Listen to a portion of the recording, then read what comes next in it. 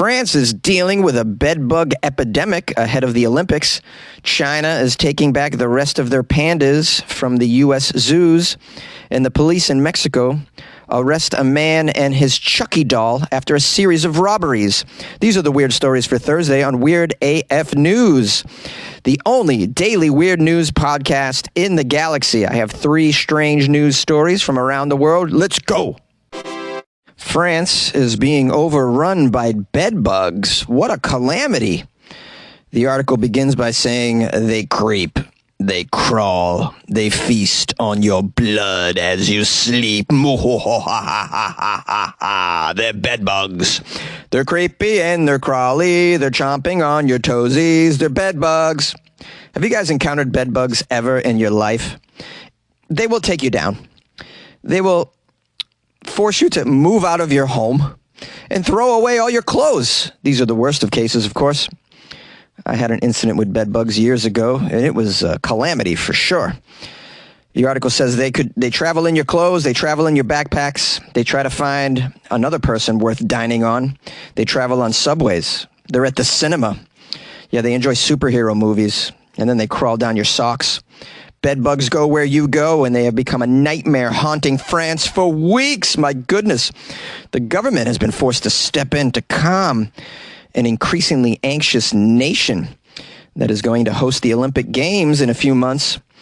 The Olympic Games will be a prime venue for infestations of bedbugs because they really love crowds. We have the French Prime Minister Elizabeth Borne. She called a meeting of the ministers to tackle the bedbug crisis. The country's transport minister, Clement Beaune, as well met this week with transportation companies to draw up a plan for monitoring and disinfecting, trying to ease what some are calling a national psychosis. My goodness, what are they going to do? The Olympics are coming. Got to get these bedbugs under control. I have a suggestion. How about you Parisians take a shower more than once a week? How about that? That might help. Maybe change your bed sheets. How about... I'm just kidding, guys. We know French people are really clean and smell amazing, right? They don't smell like a pack of Marlboros. We have the French President Emmanuel Macron's Renaissance Party. No, he's the head of the party. And at the French National Assembly, they have suggested a cross-party bill to be put forward at the beginning of December to combat the scourge of bedbugs. They say the president's party and its allies have decided to make the subject of bedbugs a priority for them, and they're urging the right wing and the hard-left opposition to work together, come up with suggestions for a cross-party solution. Yeah, I mean, if both parties can't agree on getting rid of bedbugs, I mean, what are we talking about? Only in the U.S. would the right and left not agree on getting rid of bedbugs, I think. Because, I mean, we can't seem to agree on anything. And even if we came up with an agreement to get rid of the bedbugs, the right would say, we should just shoot them with guns. And then the left would be like, well, let's find out their pronouns first before we kill them. We have a health minister in France. This is an individual who can probably get everybody to clean up over there. The health minister insists there's no general panic over the issue, although online you would think that there is a general panic. Many viral videos are being shared. A lot of videos about the public transportation in France, people claiming that they have encountered bedbugs on buses and subways and whatnot. The health minister is concerned about people being cheated by firms that remove bedbugs, making people pay 2,000 or 3,000 euros to get rid of the bedbugs. But I mean, from my understanding, this is what it costs to get bedbugs out of your apartment. I mean, I've seen it firsthand. It's not cheap, man. If you can get your landlord to pay for it, that's ideal. Bedbugs, it says, had largely disappeared from daily life by the 1950s. They've made a resurgence in recent decades, mostly due to high population densities and additional mass transit in metropolitan areas. 1/10 of all French households are believed to have had a bedbug problem over the past few years, usually requiring a pest control operation costing several hundreds of euros that often needs to be repeated. Bedbugs have plagued countries for decades. The insects the size of an apple seed that neither jump nor fly get around as easily as people travel from city to city and nation to nation. They have become increasingly resistant to insecticides. If that's not enough to make you itchy, bedbugs can stay alive for a year without a meal. We have a quote from a French entomologist who raises bedbugs. Not sure why he's raising bedbugs, but he says, without any blood, bedbugs can slow their metabolism and just wait for us. The carbon dioxide that all humans give off will reactivate them, and they'll come back to bite you with sharp, nasty, nasty teeth. The entomologist goes on to say that this is not at all a hygiene problem. The only thing that interests bedbugs is your blood. Whether you live in a dump or a palace, it's the same thing to bedbugs. I mean, I hope they get a hold of this bedbug situation because you don't want the Olympics to be spoiled. I'll tell you right now, I won't be going to see the Olympics unless you get rid of those pesky bedbugs.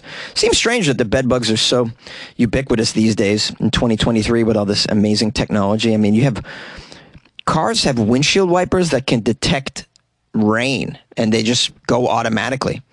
You can control a vibrator over the web from 8,000 miles away, yet bedbugs still? Bedbugs can't do anything about the bedbugs, my goodness. Seems very strange to me. China is taking back all of their pandas. Giant pandas are everywhere. At Washington, D.C.'s National Zoo, 3 of them live in the zoo's $50 million Asia Trail. T-shirts, trucker hats, and refrigerator magnets bear their images. A 24-hour panda cam broadcasts the trio's every move. Now, after more than 50 years, Washington's pandas are going away, and maybe for good, sadly.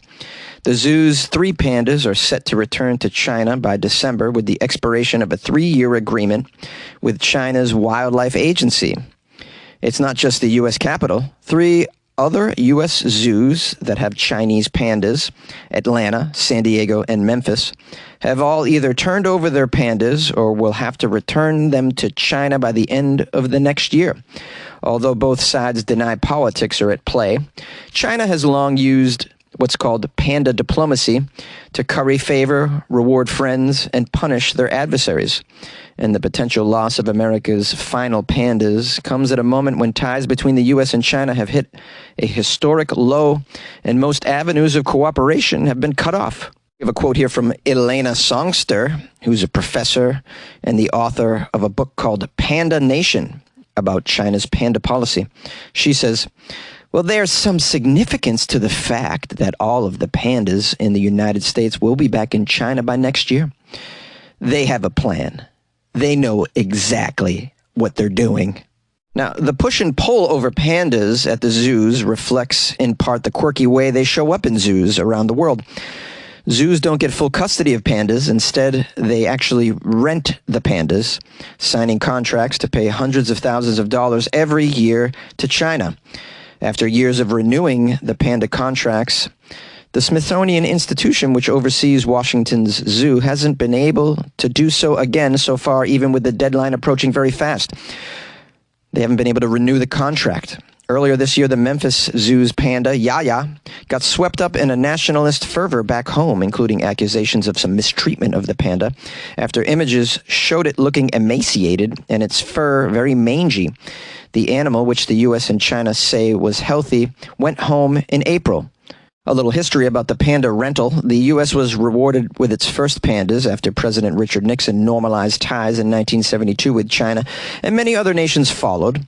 A 2013 study found a correlation between uranium deals and panda loans to Canada and France. Oh, just make another uranium deal. I will give you 4 pandas for some uranium deposits. Don't they use uranium to make nuclear warheads? So I guess they're trading warheads for pandas? That seems a little strange. You should switch that up. Maybe trade, I don't know. Tell them we'll buy more Nintendos if they send over some pandas.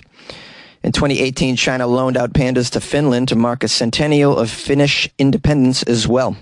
Now, unlike what you would expect, national zoos Officials in the U.S. have remained pretty tight-lipped about the prospects of renewing or even extending the agreements and panda rentals, and repeated attempts to get comment on the state of the negotiations have not received any response. However, the public stance of the zoo has been decidedly pessimistic, treating these remaining months as the actual end of an era. And at least for now, pandophiles of all ages are making pilgrimage to Washington, to the zoo, for a final glimpse at the three bears. At the zoo this past Friday, amid the chatter of children, was an adult couple with a baby on the way, each wearing matching panda ear headbands. Colleen and John came from outside Philadelphia to see the pandas. Here's a quote from Colleen.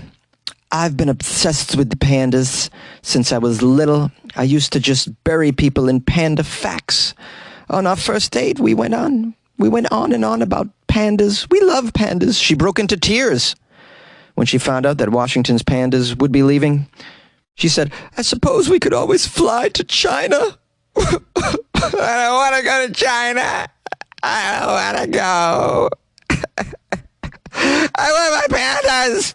I mean, I know how you fix this, guys. Just make pandas in a laboratory, right? Didn't we just sequence some genes from a dead woolly mammoth from like 12,000 BC? Can't you just take some panda DNA and make one in the lab?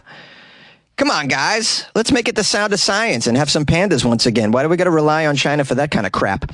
I mean, the whole thing is so silly, and it's such indicative of a larger contradiction in that China's like, yeah, you know what, we're going to take our pandas back. We're not going to renew the panda rental agreement because we're not getting along. Meanwhile, everything I own in my kitchen is from China. I mean, it would seem to me like if China really wanted to make an impact and show us that they're really tired of us, they would just not sell us spatulas or some stuff like that. I mean, or electronics. I mean, all the stuff that they export. Drawing a line in the sand at pandas seems awfully odd as far as like a international political movement.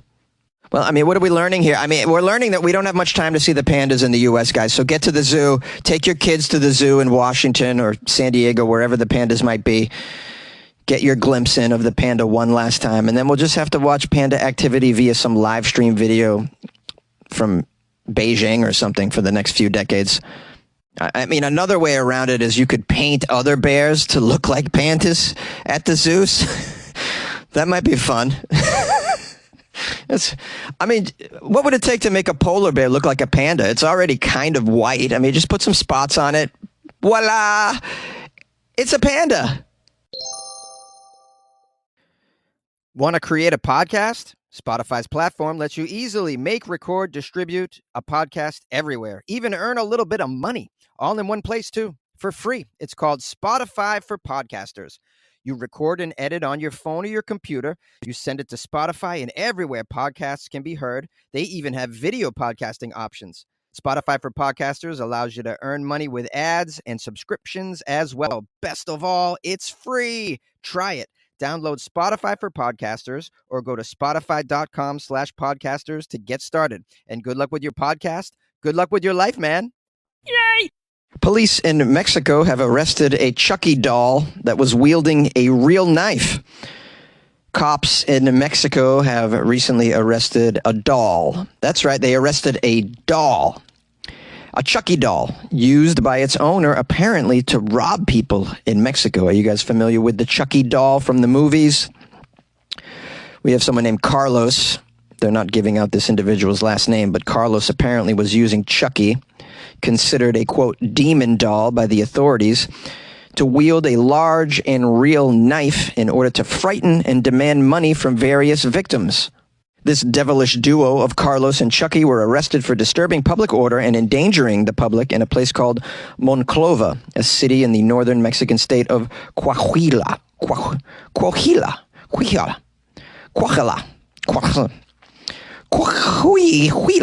I think I got it.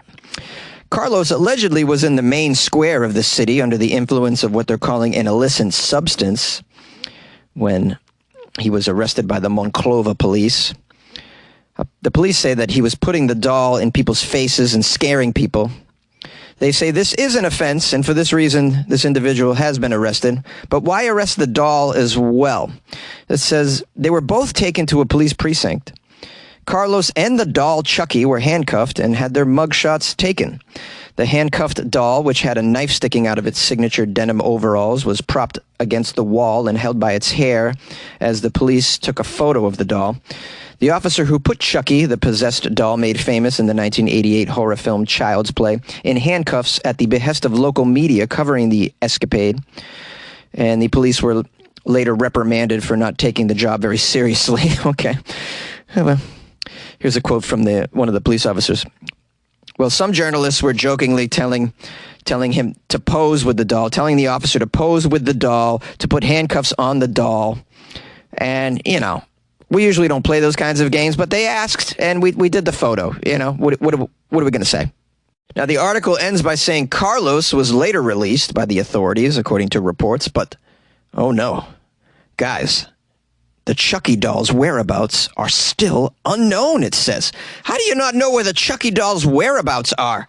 You just had Chucky in your prison, and now you don't know where Chucky is?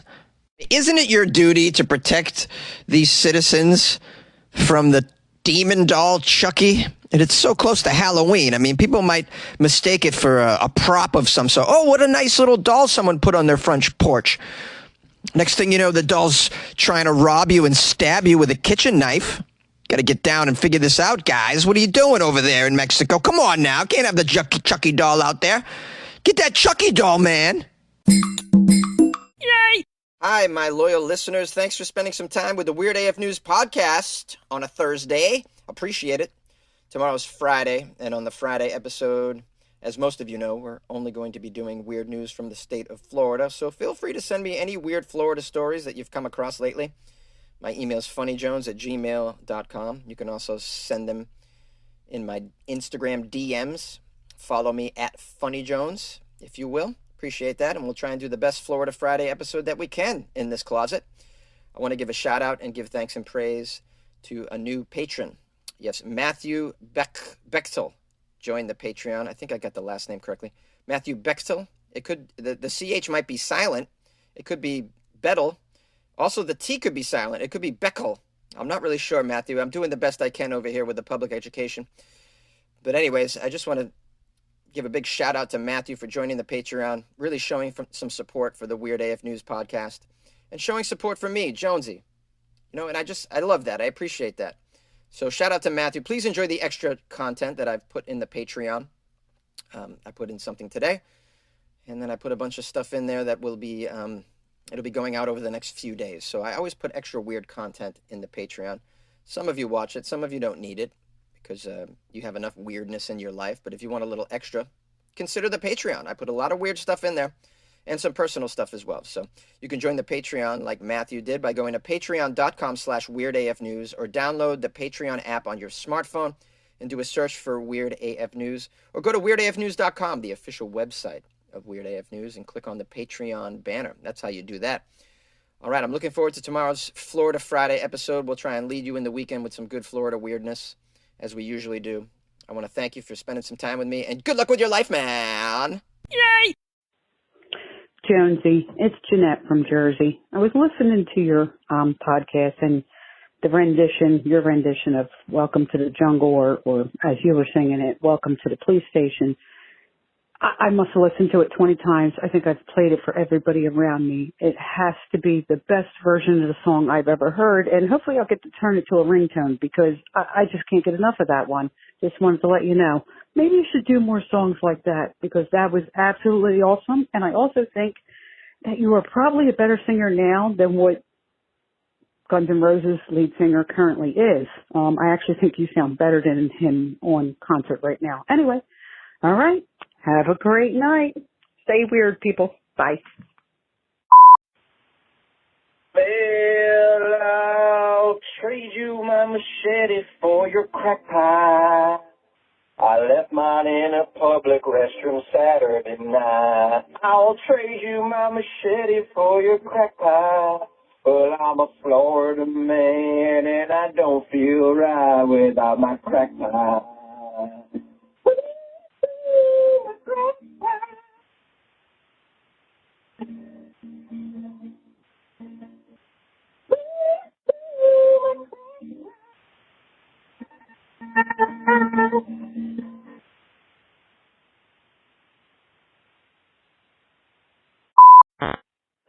Jonesy, this is Hans from Dusseldorf. We love your program. We just love it. I'm just kidding. It's John Boy from Tennessee. But everything Holmes said was true. We do love your show. Keep up the great work, man. Dude, the Pope's favorite NFL team is the Saints. Bye. Hey, this is Michael calling from Iowa City.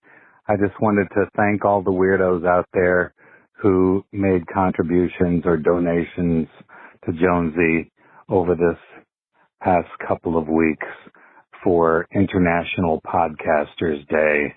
I think he got some coffees bought for him, and I know someone used the Cameo platform to send someone a message. So I just wanted to give my heartfelt appreciation to all of you who made a heartfelt and thoughtful consideration and went ahead and either joined the Patreon or bought him cups of coffee or sent gifts or, made a PayPal donation. So I just want everyone to know that, we all love Jonesy as a podcaster and as a host and someone that we welcome into our homes every day. And I really appreciate the joy that he brings into my life. And I'm certain that he does that for many of you out there. And I appreciate what he does for me. And I'm sure he does the same for many of you out there. So I just wanted to thank everyone for allowing me to make this solicitation on his behalf. And I wanted to thank everyone out there who followed through and made those donations to him. And for that chunder down under person, women glow and men plunder. So we appreciate you for those 17 stars that you gave Jonesy, and to everyone else out there who just told a friend or a family member about the podcast. That's helpful and greatly appreciated too. So everyone out there, appreciate it. Good luck with your life, man.